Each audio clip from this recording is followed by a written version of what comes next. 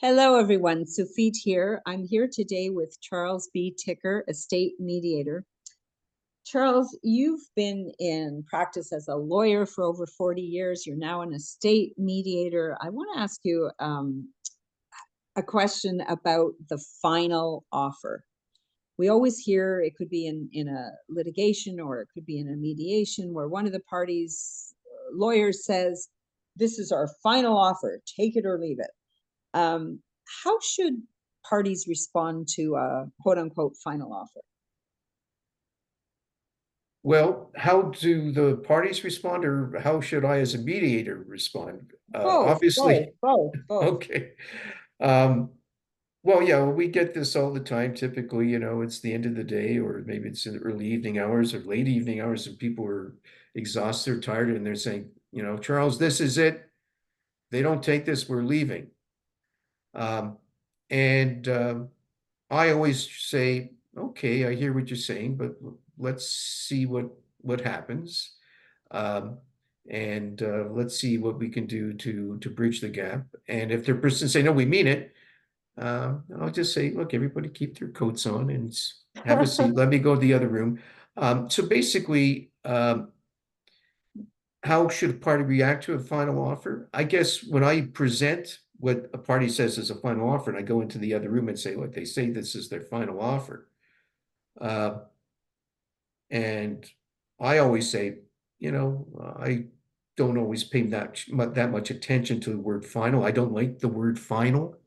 But they may be right. They may be serious about it. It might be their final offer. But what can we do to keep the dialogue going, the discussion going? So you're X dollars apart. What can we do to bridge the gap? And maybe if you move a little bit in this direction, maybe we can still get them to stay in the room. But it's your choice. But I just never accept when a lawyer tells me it's a final offer.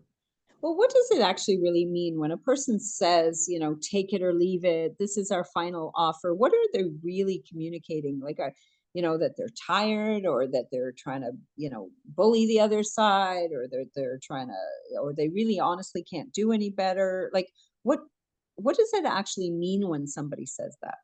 Well, it can mean a few things. Sometimes they've actually prepared for the mediation and they've sort of written down a number that said we're not going beyond this number, and that's it. If we have to go beyond that number, we're out of here.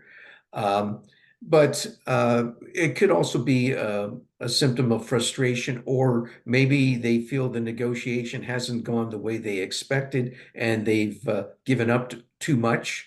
Um, and so, as a mediator, you have to be sensitive to that because it's not only the result, people have to be satisfied with the negotiation. So, if they feel that the other side has sort of outmaneuvered them, or they've been cornered, or they've been forced to make concessions they didn't want to make, this is where they'll say, well, this is it. We're not, we're drawing the line. This is final. So, what I try to do in that situation, I said, I hear that's final.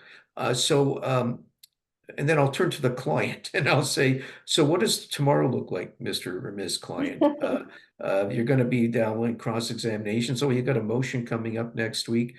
So how much is that going to cost you? So we have a little discussion. So, I mean, I can only push so far, but I always try to suggest to them that it may not be necessarily better for them to continue the litigation. And maybe they can find it within themselves to negotiate a little more. The idea is to keep everybody talking. Right, right. Because when they're saying a final offer, they're really saying, okay, we're cutting this off, and they're not letting you, take the process to its Right. logical Yeah. conclusion. I mean, I remember years ago, I was involved in a mediation, was in person. And when you walk back to the room and you see them standing up, closing their briefcases and having their coats on, I think that's a sign that it's a final offer, maybe. But sometimes it could be an act too. So you just say, look, everyone sit down, you know, have a have something to drink, have a cookie. Let's just talk about this for a few minutes.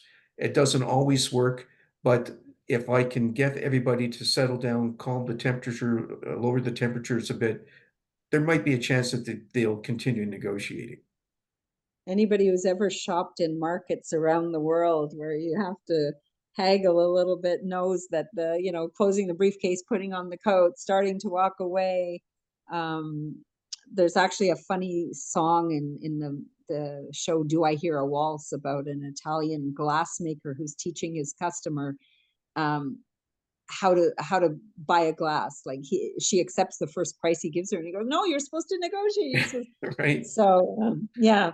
right. Well, our guest today has been Charles B. Ticker, estate mediator, with some new insights on what does it really mean. Take it or leave it. It's our final offer. Charles, thank you very much. My pleasure.